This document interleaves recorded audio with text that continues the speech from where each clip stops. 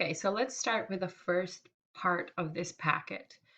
There are 2 red pens, 3 blue pens, 1 black pen, and 4 green pens in a desk drawer. You randomly choose one. Find each probability as a fraction in the simplest form. So probability of red. We find probability by creating a fraction with a numerator as our desired outcomes over the total outcomes, which is the denominator. So in my case, I have 2 red pens over, I have total pens, I have 2 red plus 3 blue plus 1 black plus 4 green. That gives me 2 plus 3 is 5 plus 1 is 6 plus 4 is 10 pens.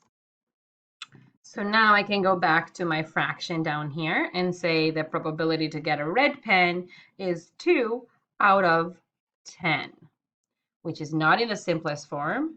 So the simplest form, if we simplify by 2, both the numerator and the denominator, then we would get 1 over 5. The same analogy we do with the black pen. So we have a total of 1 black pen over 10 pens in total. This is already simplified, so we're going to leave it with that. Purple, we do not have any purple pens, so my probability is 0 over 10. Probability of not green, so I do not want green. Therefore, the rest, which are not green, are 2 plus 3 is 5 plus 1 is 6 pens. 6 pens out of 10 are not green. And in simplified form, if we simplify by 2, 6 divided by 2 gives me 3 over 10 divided by 2 is 5. So 3 over 5 is my simplified form.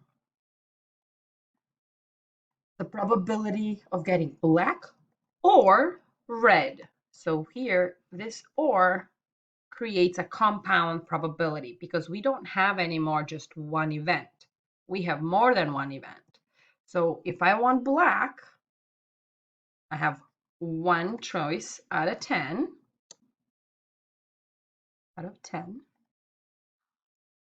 Or red, which is 2 choices out of 10.